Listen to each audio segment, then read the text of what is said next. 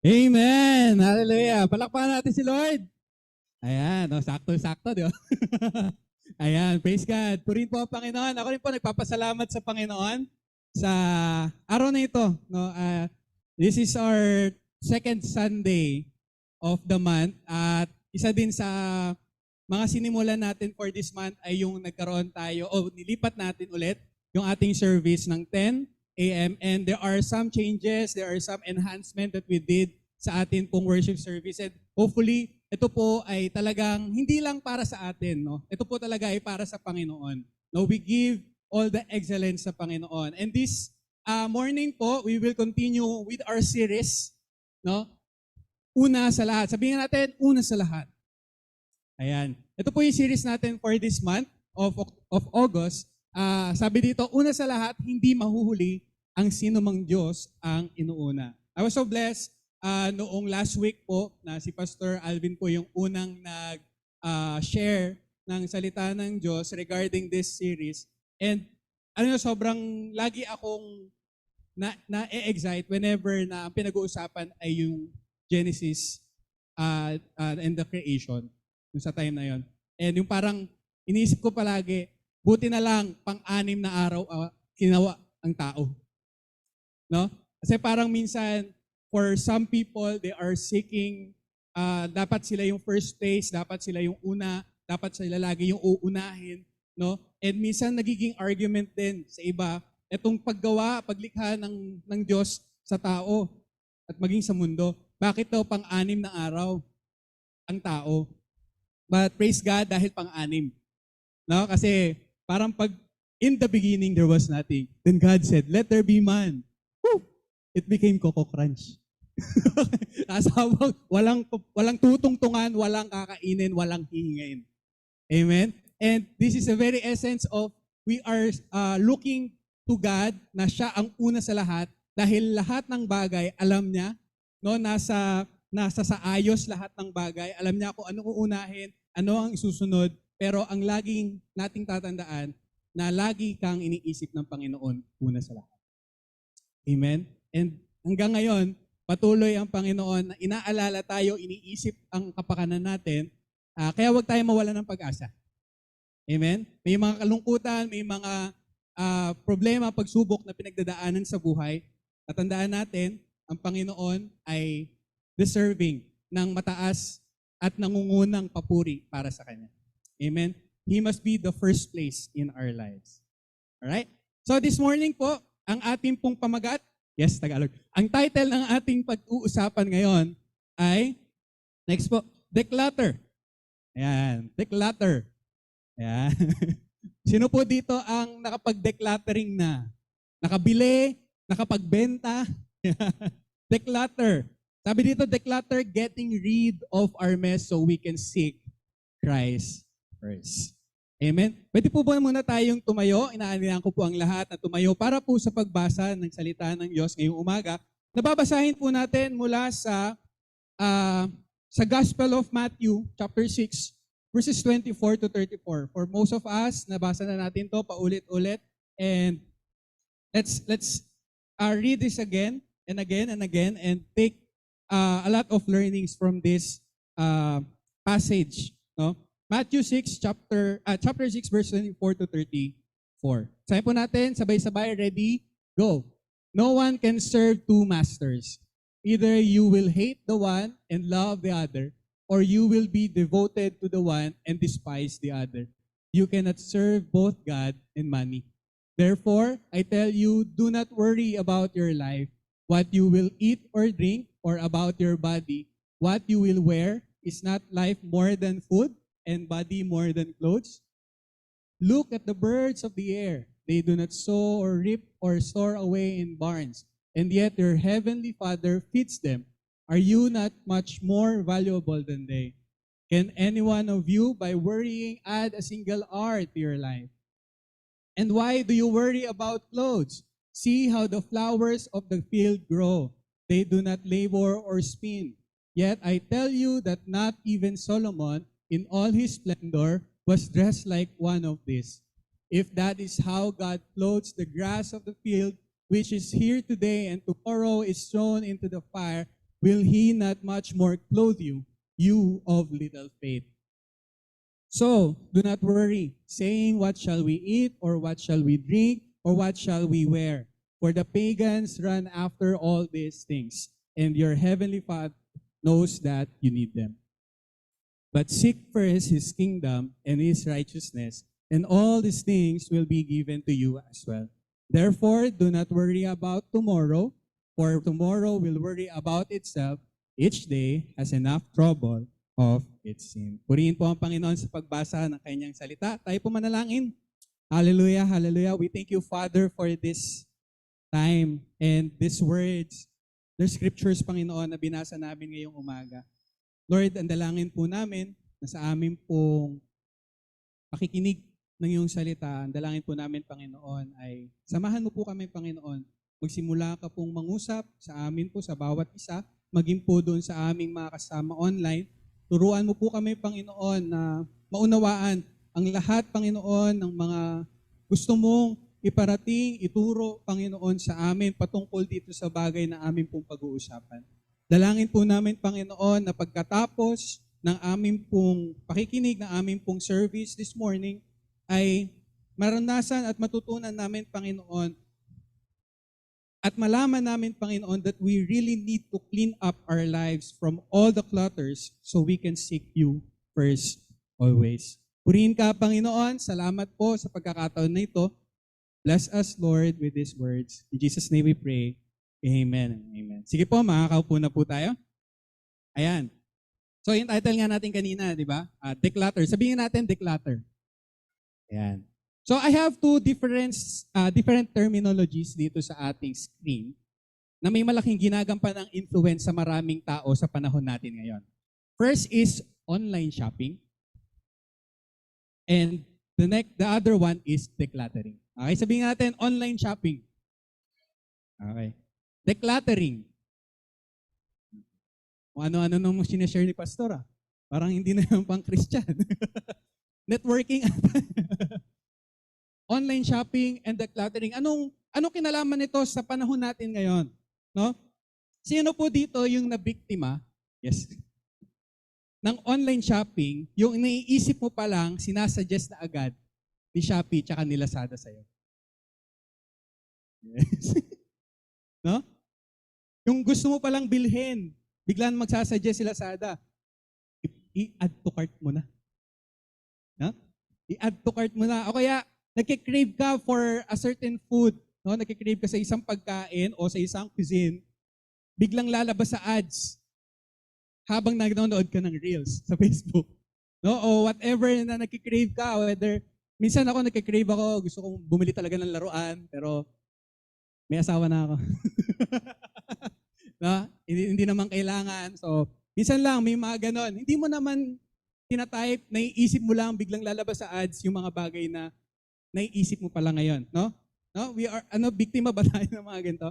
At minsan, hindi mo naman sinesearch, pero lumalabas doon sa ads yung next travel destination na naiisip mo. Nalala ko, gusto namin ngayong taon ay makapunta ng Taiwan.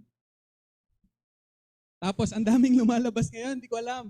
Nakikinig ata yung cellphone namin sa usapan namin mag-asawa. Lumalabas na lahat ng tungkol sa Taiwan, paano pumunta ng Taiwan, no? And that is how the technology work sa panahon natin ngayon, no? Minsan kailangan mo maging maingat sa pagsasalita at maging sa pag-iisip mo kasi naririnig ng cellphone mo. Kidding aside, this is the power of advertising. Sabihin nyo nga advertising. Yung advertising daw sa panahon natin ngayon ay yung pinagkakagastusan ng maraming mga kumpanya para sabihin sa'yo na kailangan mong bilhin ang produkto ko. Kailangan mo yan. Kahit hindi mo naman kailangan, sasabihin sa'yo ng advertisements, ng mga ads, kulang ka kapag hindi mo to nabili. No? That's the message of those ads. And subconsciously, those ads can make us feel, no? Ipaparamdam niya sa iyo that you are inadequate.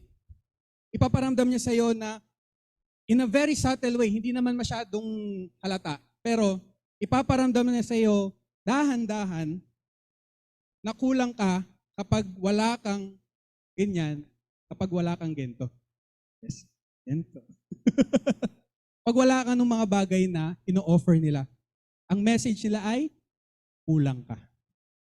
You are inadequate. Tama ba? The reality is, nowadays, we have a greater opportunity talaga to have so much. Tignan nyo na lang yung mga bahay ninyo kung gaanong kadaming gamit. No? Isa sa mga struggle namin mag-asawa ay hindi yung maghanap ng bahay. Maghanap ng paglalagyan ng gamit. Isa yun na yung issue eh. Yun na yung challenge. No? And for some people, naiisip na nila mag-declutter. No?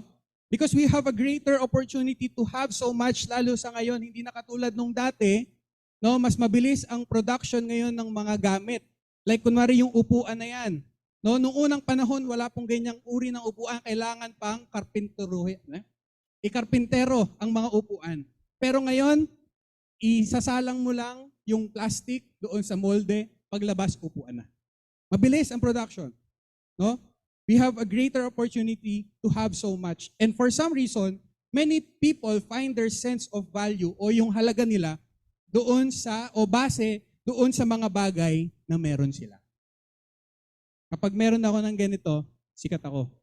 Pag meron akong ganito, angat ako. Pag meron akong mga bagay na ito, hindi ako mahuhuli. And for some, it became a social symbol or a social status symbol. Pag meron kang ganyan, pag nagawa mo to, pag naranasan mo yung mga bagay na yan, iba ka. No? Kaya naman, sabi nung mga ad agencies, sobrang taking advantage talaga yung mga ad agencies. Ginagawa lang naman nila yung trabaho nila. However, ito yung message sa atin lagi. If I can get you to choose before you think, I can make you buy the things that you do not need. Ulitin ko po. Kapag nagawa kitang papiliin sa isang bagay na hindi mo pinag-iisipan, kaya kitang pabilhin ng mga bagay na hindi mo kailangan. That's how the world is sending the message sa atin.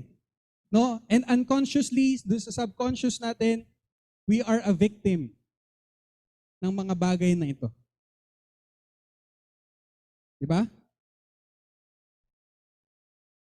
Nangyayari pala to sa mga tao. Nangyayari sa mga tao na pumipili ng mga bagay na hindi na pag-iisipan at napapabili ng mga bagay na hindi mo naman talaga kailangan. Ang tawag po doon ay budol. Okay, sabihin natin budol. Okay? Nabubudol ka kapag may mga bagay na hindi mo naman kailangan pero nabibili mo. Napapabili ka. No? Tawag po doon budol. Di natin namamalayan, nabubudol na po tayo. Pero hindi laging magaling ang nambubudol. Alam niyo ba yan? Hindi laging sa budo o yung nambubudol ang magaling. Sadyang o madalas tayo lang ang hinihinahayaan natin yung mga nambubudol sa atin na ibudol tayo. No? Hindi laging sila ang magaling mambudol. Sadyang hinahayaan natin silang budulin tayo. 'Di ba? Ito ang malupit. Kapag nabudol tayo, tinatry nating i-justify yung mga bagay na 'yon. Hindi. Kailangan ko talaga 'to. Pag tinanong sa'yo, ng asawa mo, kailangan mo ba talaga yan? Oo, pandagdag yan sa ambience ng lugar natin. Okay? Nakadagdag yan sa mga pampaganda, pampalamutin ng bahay natin. Pero the truth is, wala talaga hindi siya need sa mga panahon na yon. Pero napapabili ka. And for some, yung justification, ito po yung pinakausong justification ng mga tao sa panahon natin ngayon. Alam niyo kung ano yan? Deserve ko. Deserve. Deserve kong makuha tong mga bagay na to. Deserve kong maranasan tong mga bagay na to. And that's the only thing or that's the only word na ginagamit ng karamihan ngayon para i-justify na hindi talaga ako nabudol. Kailangan ko talaga to. Deserve ko matanggap tong mga bagay na ito. No? The next word is declutter. Kanina, nakita na declutter and so, online shopping. Declutter. Sino po dito yung familiar sa word na decluttering or declutter? Okay, ngayon, sa panahon natin ngayon, sobrang rampant na ang mga decluttering groups sa Facebook. No? Whenever na narinig ko po o yung, ako personally, kapag narinig ko yung word na decluttering, ang talagang unang pumapasok sa isip ko ay yung mga declutter groups sa Facebook. Sinong may alam ng mga declutter groups sa Facebook dito? No? I actually encounter and I was introduced sa mga decluttering group sa Facebook sa pamamagitan ng aking asawa. Siyempre. No? Sa Facebook makikita natin meron diyang Declutter Manila, Declutter PH, ano pa? Anything to Declutter PH. Merong bago ngayon, Declutter Only 1.0, Declutter Only 2.0, Declutter Only ngayon meron na 3.0. Kasi lumalaki na yung samahan ng mga nagde-declutter to the point na para silang fraternity na nagkakaroon sila ng chapters every cities and every barangays. No, ngayon may nakikita na ako Declutter Pasig, Declutter Malanday, Declutter Santa Lucia, no? Lumalawak. No, marami nang nagtatry ng pagde-declutter. And some of us kasali sa mga groups na 'yan at wala pong problema doon, no? Basta hinay-hinay lang sa pagbili at todo-todo sa pagbenta. Yes. Sa mga groups na 'yan, makikita natin talaga na sandamukal yung mga bagay na pwede nating mabili sa murang halaga. O kaya pag medyo nakatsyempo tayo, meron dyan pamigay lang talaga. Provided na,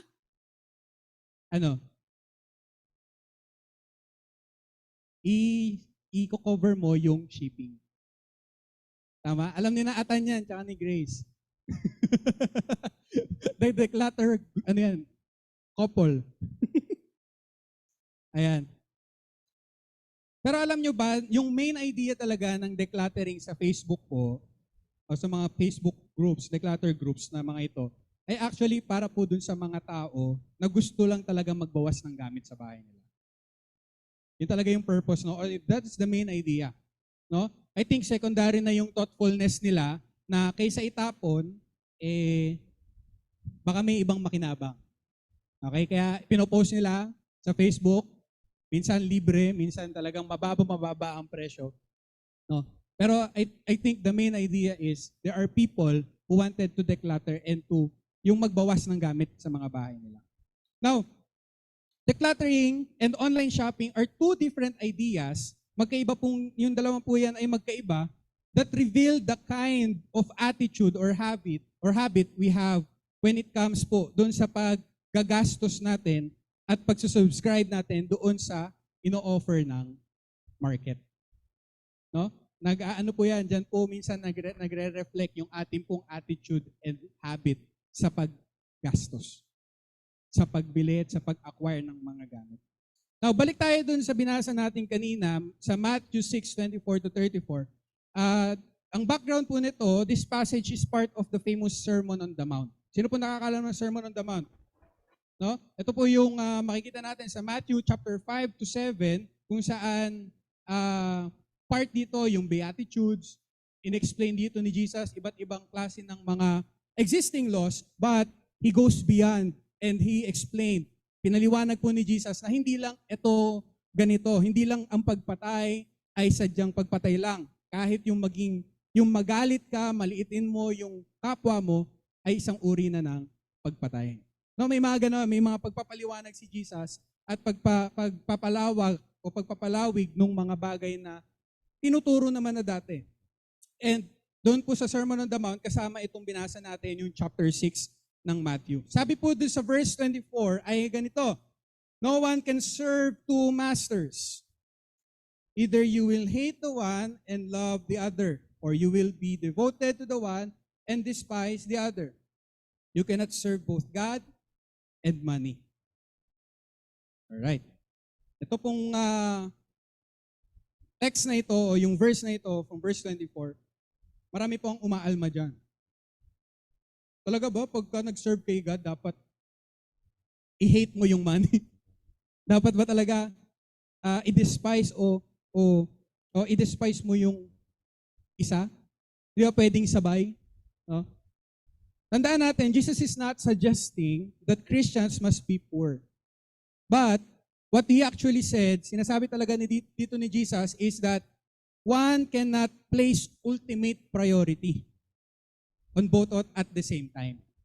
Hindi pwedeng priority mo itong pera at the same time priority mo si God. Meron kang ibibigay na ultimate priority sa isa lang. Pipili ka lang talaga. Kasi kapag yan nagsabay o meron kang, ang pinili mo ay pahalagahan o bigyan ng first priority parehas, no? Hindi pwede. Mangyayari, magkakaroon ng conflict mismo sa sarili mo. Magkakaroon ng conflict and there will come a time, no, na talagang pipili ka. Sa madaling salita po, ang taong naglilingkod ng totoo sa Diyos ay hindi umiikot ang buhay sa paghahanap buhay. Hindi rin umiikot ang buhay niya sa pagkita ng pera. Hello? Parang ayaw niyang tanggapin yun, Hindi po sinasabi ni Jesus na tayo po ay wag nang humawak ng pera. Kanina nga lang po nag-share ang ating MC si Ate May regarding tithes and offering. And it involves money.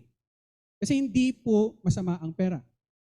But what Jesus is trying to say or pinipinpoint po dito ni Jesus is that you cannot give ultimate priority sa parehas. Meron lang isa.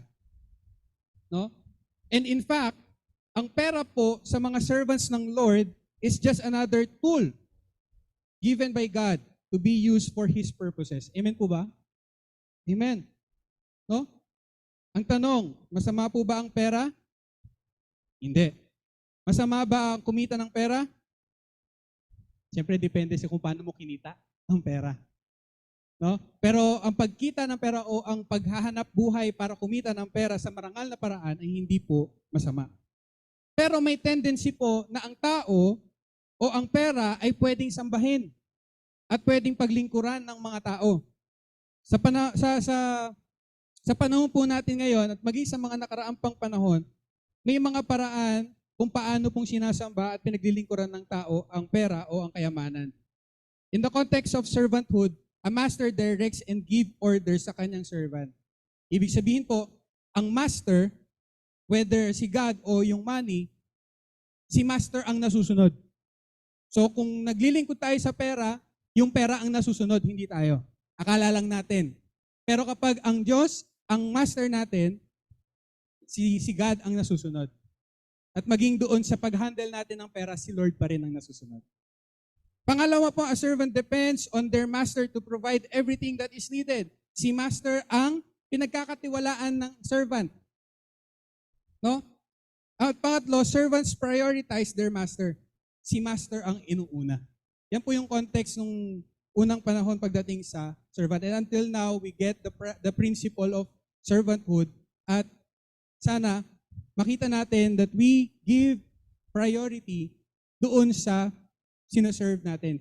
At makailangan, identify natin sino ba talaga yung sinoserve natin. And to check or assess kung sino ba talaga yung sinusunod mo o sino yung sinoserve mo, makikita mo po yan sa kung ganong kadaming effort ang binibigay mo sa bagay na yan. Kung paano mo binibigay yung time mo, no? Maging yung talent mo doon sa sinoserve mo. So, ayun na pong bahala. So, ngayon, doon po sa binasa natin o doon sa babasahin pa natin, ano kaya yung mga dumi o yung mess of those people in Jesus' times have that should be cleared so they can seek Christ first. Ang kasunod po ng verse 24 ay Di pa, naglalaro pa si Katie. 25. Ang galing. Galing yung sa math. Okay. Ang verse 24 ay may kasunod po yan. So pagka binasa natin yung verse 24, makikita natin meron niyang conjunction. Papunta ng verse 25. Sabi dyan, no one can serve two masters, either you will hate the one and love, blah, blah, blah. Quote, God and money. Therefore, okay po, I tell you, do not worry about your life, what you will eat or drink, or about your body, what you will wear is not what you will wear. Is not life more than food and the body more than clothes? Okay. So, yung mess na binabanggit po dito, na kailangang alisin doon sa mga believers ni Jesus, ay ano po? Yung salitang worry. Sabihin nyo nga po, worry. Ayan. Ang dami-dami ng pwedeng alisin. Bakit yung worry pa? Ano ba ang kinalaman o ano ba ang nagagawa ng pag-aalala sa buhay natin? Hindi po kasi kami nagtatagalog sa bahay. Meow-meow lang kami. Ayan. No? Bakit kaya inutusan tayo ni Jesus not to worry about life? Bakit yun yung kailangang alisin sa buhay natin? No? At hindi na lang sinabi ni Lord, wag na kayong humawak ng pera. Masama yan. Hindi yan ang sinabi ni Jesus. Ang sinabi niya, do not worry about your life. Do not worry about tomorrow.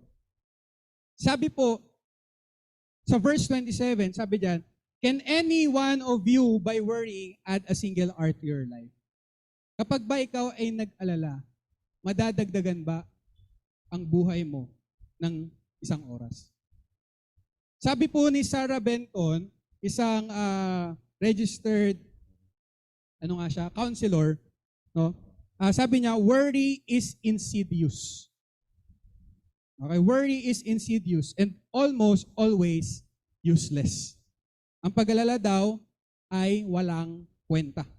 It can be defined as to give way to anxiety or unease, allow one's mind to dwell on difficulty or troubles. The key is that it is giving way to anxiety and allowing your mind to fixate on problems. There is not one solution that worry provides. Those who are worriers often justify their thoughts and behavior as being prudent and protective in some way, as if heading off danger. As if worrying about something will prevent it from happening because you already thought of what worst case scenario. Ang worrying daw o ang pag-alala, tama ba yung sabi ko? Pag-aalala, meow lang talaga kami. So, ang pag-aalala ay wala daw dinadagdag o value sa buhay ng isang tao. So sa isang taong nag-aalala, walang naitutulong, useless, walang kwenta. And pag tinignan natin, minsan ang pag-aalala po ay mahirap ma-identify sa buhay natin. Kasi kadalasan po, feeling natin na yung pag-aalala natin ay isang bagay na mabuti. Kaya lang naman kita inaalala kasi mahal kita.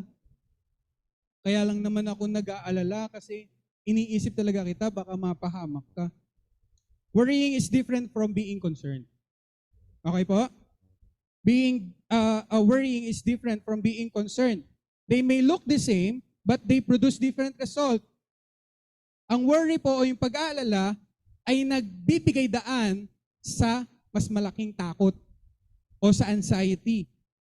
Habang ang concern po o ang being concerned allows you to focus. Amen po ba? Worry makes you paralyzed. Minsan, yan yung nagiging dahilan kung bakit wala kang nagagawa na. Kasi sa sobrang pag-iisip mo, sa sobrang pag-aalala mo, baka ganito, baka ganyan, baka mangyari to, baka mangyari yan, wala ka nang nagawa. No? But concern sparks action. If you are concerned sa isang tao, sa isang bagay, sa isang pangyayari, merong action. And hindi naman laging tama yung action, pero I believe kung concerned ka, you will think rationally.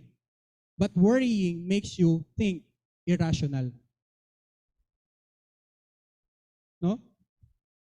Here are some negative effects of worry. Ang negative effects of worrying daw is it damages your health. Minsan, nandyan yung pagka masyado tayo nag-aalala, nagkakaroon tayo ng lack of sleep, hindi tayo masyado nakakatulog, hindi tayo masyadong nakakakain. No? minsan, sa sobrang dami nating gustong gawin o sobrang pag-aalala natin, napapagod na tayo kakaisip. So naaapektuhan na. It damages your health. Pangalawa, it disrupts your productivity and focus. No? Nag-overthink tayo madalas. May mga negative talking. No? And overboarding, ibig sabihin, masyado mong ginagalingan, pero minsan counterintuitive o ibig sabihin, ginagawa mo, akala mo tama yung ginagawa mo. Ang nangyayari, coping mechanism na siya, paulit-ulit, but you are expecting for a different result. Nagiging insanity na siya. It destroys your relationship and the way you treat others. Nagiging irritable ka na, minsan inilalayo mo yung sarili mo, minsan sobrang frustration mo kasi dapat alam nyo na yan eh. Sobrang pag-aalala natin. And lastly, it decreases your ability to trust in God. Why? Sa sobrang pag-aalala natin, feeling natin, mas alam natin yung mas makakabuti sa buhay natin. We are being self-reliant. Now, because of too much worrying, ang tendency po ng tao ay we take control of everything and assume that we know what is best for us. No? Kaya naman, most people often find their worth o yung halaga nila dun sa mga bagay na mawawala o temporal lang. Meron ditong 4 na salita, properties, pleasure, power, prestige. Inisip ko talaga yan para maging 4Ps. Pero as simple as this, dito natin kadalasan ibinibigay o inilalagak yung ating pag-asa. Minsan din, dito din natin binabase kung ganong kahalaga ka. Pagka marami akong ari-arian, kapag marami akong mga bagay na hinahawakan o natatanggap, pag marami akong pera, feeling natin, mas mahalaga ka. Kapag nararanasan natin yung mga ganitong bagay, naranasan natin yung ganitong bagay, minsan nararamdaman, ang nakakalimutan natin, o napupunta tayo doon sa pag-iisip na mas mahalaga ako kasi naranasan ko itong mga bagay nito. Even power. No, kapag meron tayong naabot o tayo po ay naandoon sa posisyon, meron tayong naging influence. For some, ngayon, uso ngayon yung mga influencers, content creators, and for some of them, minsan, nagiging nagiging pitfall sa kanila o parang nagiging trap, nagiging patibong sa kanila para tumaas yung ego nila. No? Kasi feeling nila, dahil pinapanood sila, mahalaga ako. And the last one is prestige o yung reputation. Most people often find yung kanilang halaga sa mga bagay na ito. Pero ito yung sinasabi ng Lord. Okay, handa na ba kayo? Dito na ako magtatapos. Pwede ba yan? Okay? Ito po yung sinasabi ni Lord doon sa pagpapatuloy natin ng pagbabasa nung Matthew chapter 6 verse 24 to 34. Ang sabi po sa verse 26, sabi niya, look at the birds of the air. They do not sow or reap or store away in barns, and yet your heavenly Father feeds them. Are you not much more valuable than they? Can anyone of you, by worrying, add a single hour to your life? Ang sinasabi po sa atin ng Panginoon when it comes to our value, doon sa halaga natin, ang sinasabi ng Lord, akin ka. Anong implication nun pag sinabi ng Lord na, anak, akin ka? No? We should not be fascinated with our possessions. Kasi kapag naging fascinated tayo dun sa mga possessions na pwede nating ma-accumulate, di natin namamalayan, tayo na yung napopossess ng mga bagay na yun. Tayo na yung kinokontrol ng mga bagay na pinopossess natin lang dapat. Tayo na yung minamanipulate. O kapag ka, kwentuhan namin ni Seth kagabi, dahil kami po ay galing din nga sa meeting, kasama namin si Ate Chay, may isang pag-uusap kami, pagkukwentuhan namin, ang hirap magkaroon ng malaking bahay. No? Ang hirap magkaroon ng malaking bahay. Bakit? Kasi iisipin mo kung paano mo lilinisin yon. Iisipin mo kung paano mo hahanapin yung pambayad sa kuryente ng bahay na yon. No? Hahanap ka ngayon ng katulong. Gagawa ka ngayon ng another income generating na business o na trabaho para may ipangbayad ka doon sa katulong mo, doon sa magre-repair ng malaking bahay mo. For some, ang hirap magkaroon ng alagang aso. Yung magkaroon ka ng alagang aso para may bantay ang bahay mo, hindi ka ngayon makalis ng bahay kasi walang bantay yung aso. As simple as that, medyo simple lang, pero pag nilagay natin in a bigger scale sa buhay natin, it still works.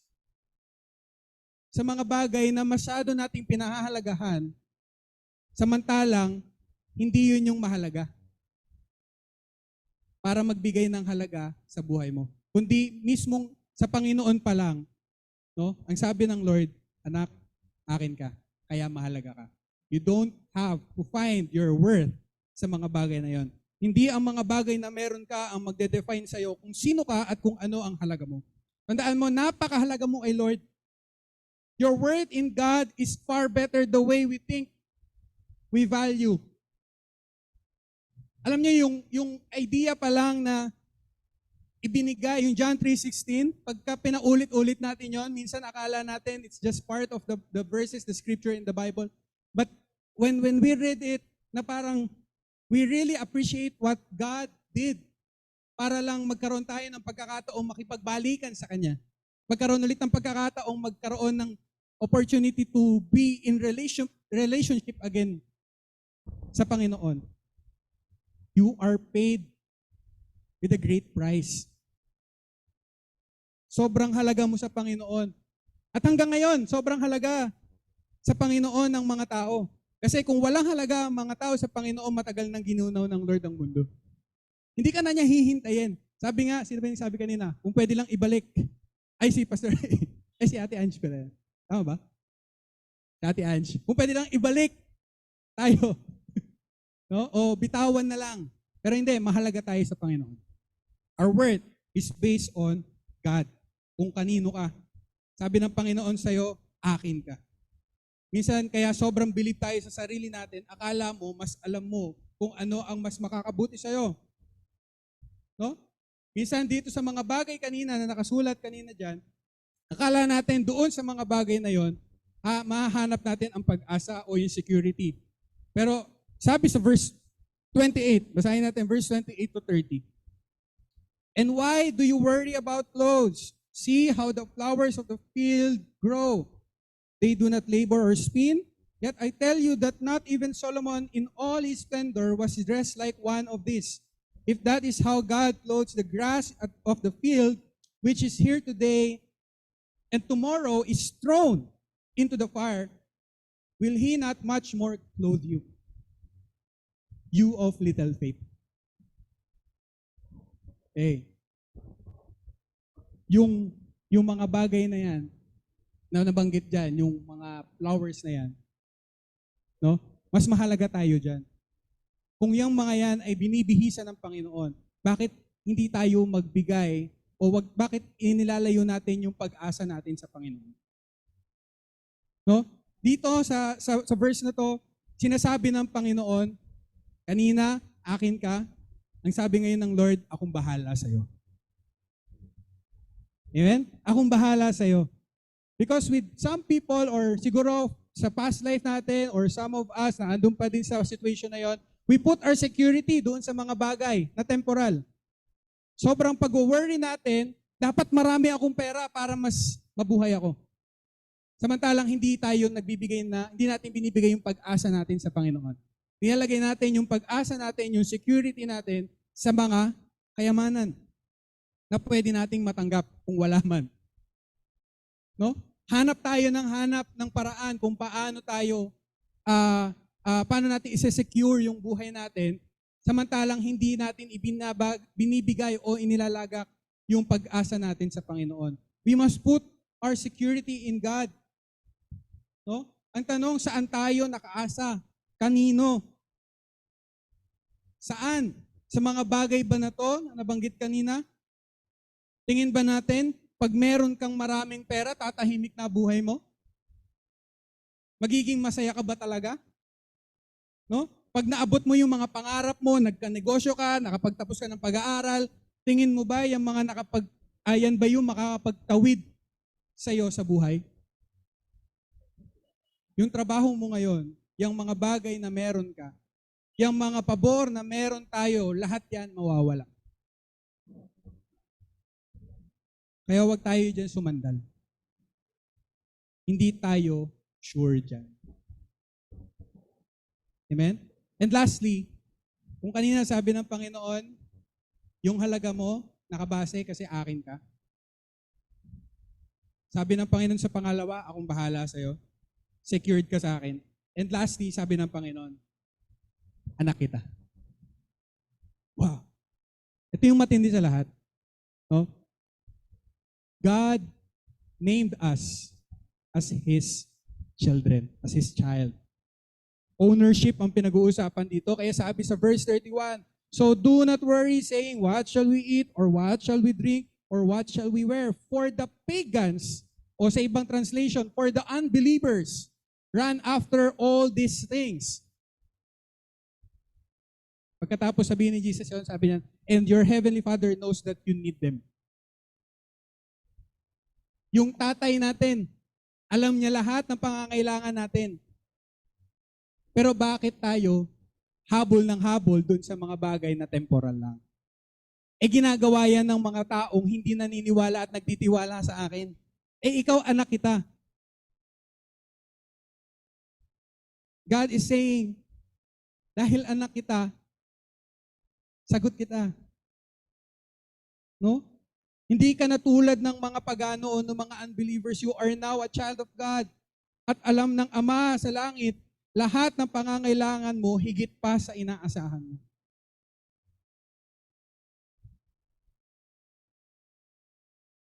Wala ka nang dapat ipangamba, sabi ni Lord. Akin ka, akong bahala sa'yo, kasi anak kita. Yan yung gustong sabihin sa atin ng Panginoon ngayon. Akin ka, akong bahala sa'yo, kasi anak kita. So we better set our priorities straight. Sa lahat ng pagkakataon, dapat si Jesus ang una sa lahat. Sabi po sa verse 33, ito, pinakasikat.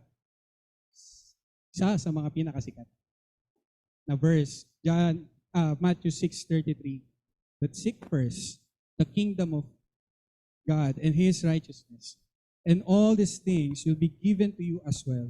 Therefore, do not worry about tomorrow, for tomorrow will worry about itself. Each day has enough trouble of its own. Ano ba yung gustong sabihin ng Panginoon sa atin dito? Seek first His kingdom.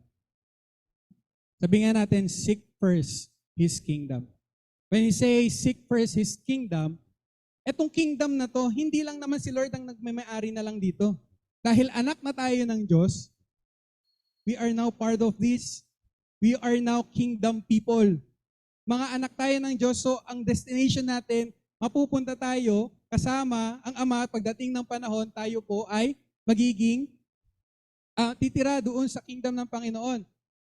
And hindi pa nga dumadating yung panahon na bumalik ang Panginoong Jesus, ang kaharian ng Panginoon ay nangyayari na sa atin dito sa lupa. Amen ba? Nung si Jesus po ay pumaba at nagkatawang tao at siya po ay nag-ministry, wala po siyang ibang pinahayag kundi ang kaharian ng Diyos. Sa pamamagitan ng pagmiministeryo sa mga tao, pagpapagaling, pagtulong sa mga nahihirapan. And the ultimate is, noong siya po ay namatay sa krus ng Kalbaryo. Kasi ito yung mensahe ng kingdom. No? In the kingdom of heaven, ang kayamanan, kapangyarihan, at maging ang mga otoridad ay hindi importante. Kingdom people seek different blessing and benefits, and they have different attitudes. Iba na ang attitude dapat natin sa mga bagay dito sa mundo. Ang pamumuhay ba natin ay markado pa rin ng selfishness, ng pride, o ng greed? O nandun na tayo na sinasalamin na ba natin ang humility at pag-ibig ni Kristo na sa ating lahat? Seek first His kingdom. Basahin po natin chapter 5 ng Matthew. verse 3 hanggang 12 ata yun, the Beatitudes. Basahin po natin yun, makikita natin how Jesus tells us o told us kung paanong ibang-iba ang standard ng mundo sa mga taong makalangit. Ibang-iba. No? And that is how we seek first His kingdom. And pangalawa, seek first His righteousness. Jesus in Matthew 5:20 calls us to a greater righteousness than the Pharisees. Sabi ng Panginoon, dapat mas matindi yung righteousness nyo kaysa dyan sa mga Pariseyo na yan. Bakit? Kasi ang mali sa mga Pariseyo, na natili silang masigasig sa pagsunod sa mga batas without allowing God to change their hearts and their attitude. Pagod na sila sa pagmi-ministry, wala palang pagbabago sa puso nila. Kasi hindi nila inaalaw ang Panginoon na magbago ng puso nila. The kind of righteousness God wants us to seek first is righteousness out of love for God.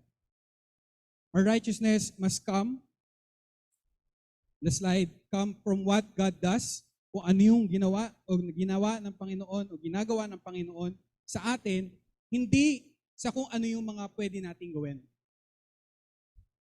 Yung righteousness na meron dapat tayo o yung sinisik natin is God-centered, hindi self-centered. Pangatlo, it should be based doon sa ating reverence o yung sa mataas na pagkilala natin sa Panginoon, hindi sa approval ng mga tao. And lastly, the righteousness that we must seek first must go beyond keeping the law to living by the principles behind the law.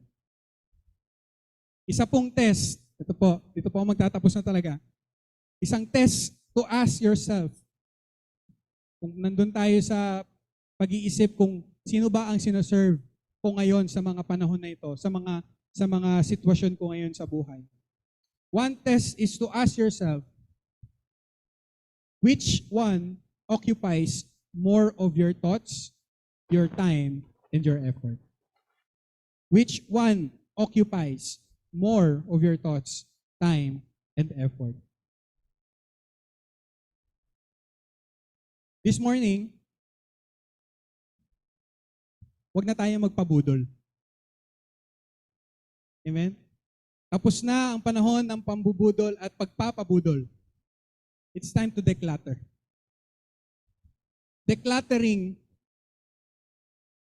is not difficult,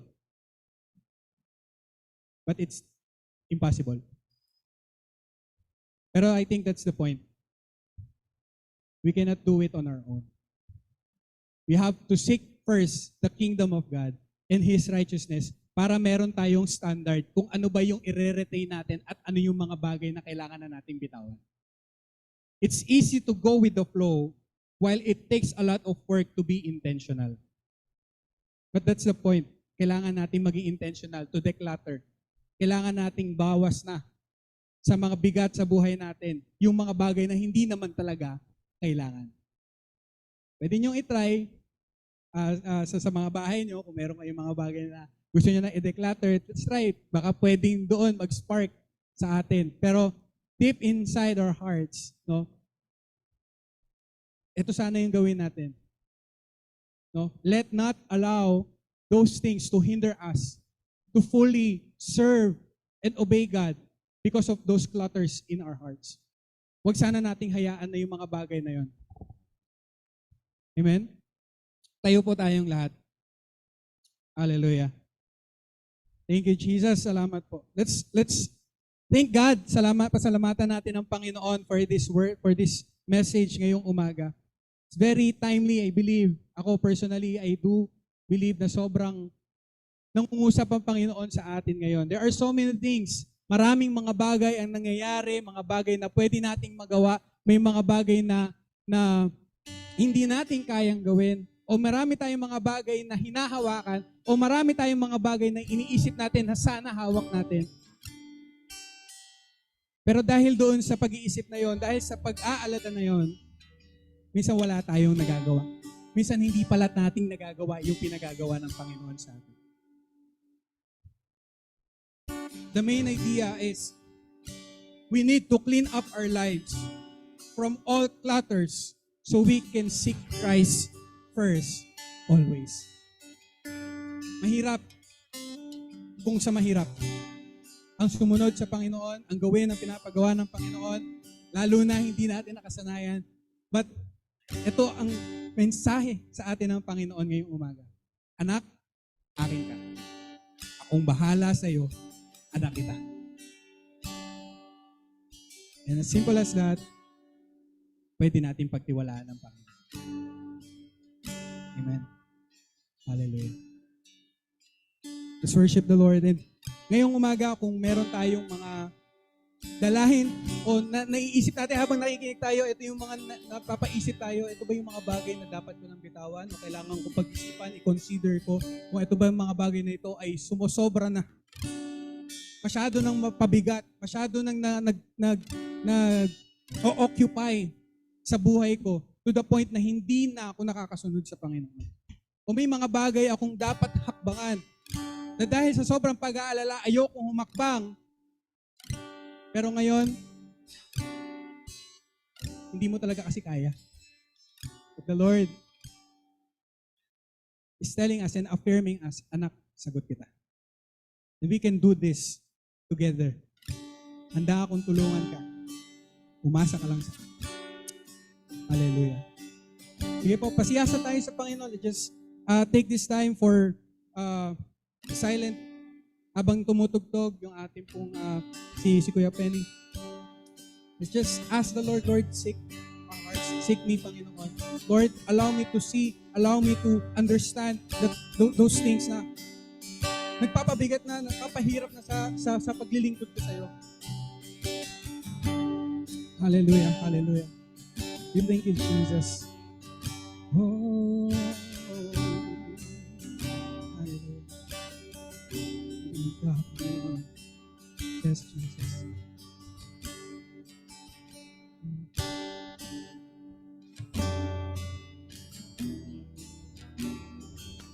Hallelujah. Hallelujah. Oh, let's just seek and ask God, Lord, pakita mo po sa akin. Tulungan mo po ako to identify each clutters in my heart, in my life, that would probably hinders me to obey you fully and give my life to you and to serve you. Pwedeng ito yung mga possessions natin. Probably these are the power or the things that manipulates us, or these are the prestige or yung mga experiences na pwede nating makuha, reputation, or mga pleasures. There may be secret sins sa buhay natin that hinders us to fully obey God. Yung masyado natin pag-aalala dun sa mga bagay na temporal. Let's just open our eyes. Let's just open our hearts to God. Let's be vulnerable sa Panginoon. Lord, sige, basagin mo ako ngayon. Hallelujah. Hallelujah. Oh, yes, Jesus. Yes, Jesus. Hallelujah. Hallelujah. Yes, Lord. Oh.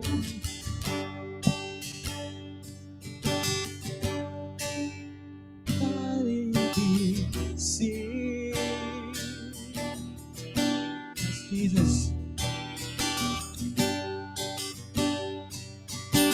Oh. Yes, Jesus. We lay it at your feet, Lord. Oh.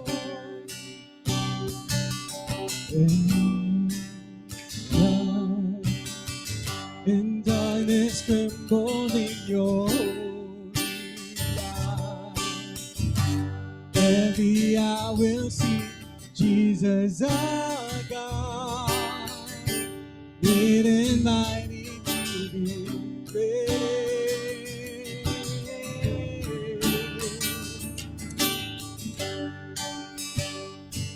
Hallelujah. Come on, let's just worship the Lord ngayong umaga. Hallelujah. Thank you, Father. Yes, Lord. Yes, Jesus. Oh.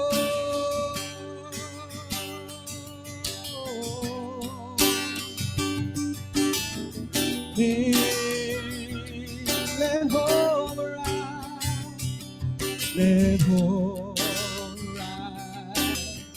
When darkness trembles in your holy light, that every eye will see the Jesus our God, great and mighty to be praised.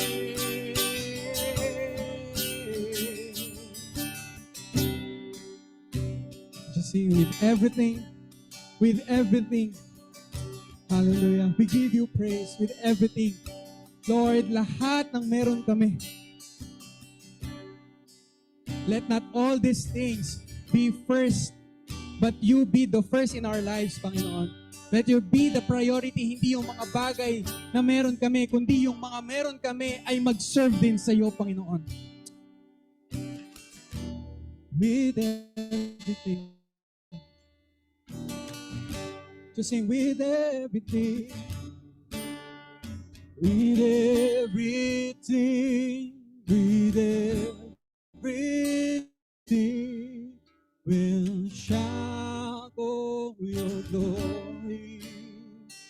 With everything, we will shout for your praise. With everything, we just lift our hands to God as a sign of surrender. Lord, everything that we have right now, lahat ng meron kami, Panginoon, will serve you. Every breath that we take, Panginoon, will serve you. Every cell that in our bodies, Panginoon, lahat ng possessions namin, Panginoon, will serve you and we glorify you. We lift your name on high and we give glory to your name, Panginoon, with everything. Hallelujah. With everything, we will shout for your glory.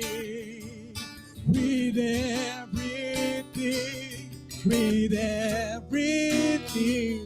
will shout for your praise. We just sing, pupurihin ka sa awit, itataas ang aking tinig, tatanghal sa buhay ko, tanging ikaw lang ang Diyos sa buhay ko.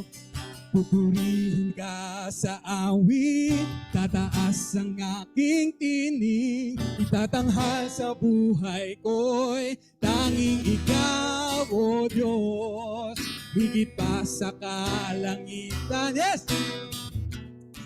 Hatian mo'y di mapapantayan, pupurihin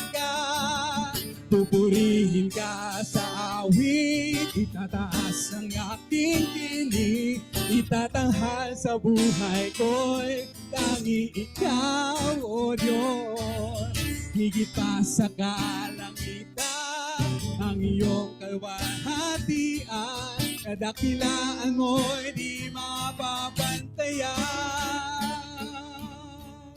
Jesus sa'yo. Yes, Jesus. Hallelujah. Magpakailanman, Jesus sa'yo ang karangalan, kapangyarihan ngayon at magpakailanman. Jesus sa'yo, let's all declare. Jesus sa'yo ang kapurihan, kalwalhatian ngayon at magpakailanman. Jesus sa'yo ang karangalan, kalwalhatian ngayon at magpakailanman. Pupurihin ka sa awit,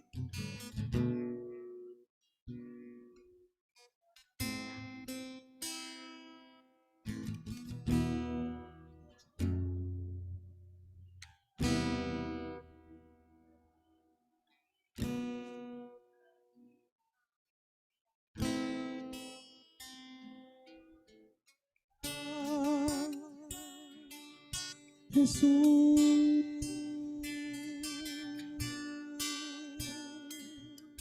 Jesus. Oh, hallelujah. Let's worship the Lord. Lord, ikaw ang una sa lahat. Ikaw ang una sa lahat, Panginoon. We leave everything to you, Lord God. Sa iyo po namin ibinabalik ang lahat ng mataas na papuri at pasasalamat, pagluwalhati, pagdakila, lahat ng kalwalhatian, Panginoon. All the glory only to you, O God. Who are our first place in our lives, Panginoon. You have the preeminence. Sa iyo ang mataas na papuri at pasasalamat. Pangalan mo, Panginoong Jesus. Amen. Amen. Palakpakan natin ang Panginoon. Hallelujah. Praise. Hallelujah.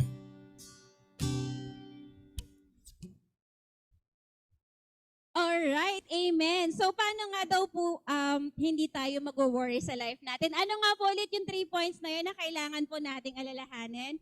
First is, sabi ni God, tayo ay sa Kanya.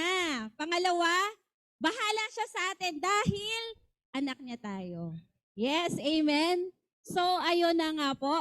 We will now proceed with our breakout session. So, it will be flash in the screen po yung ating assignment and of course, yung ating facilitators for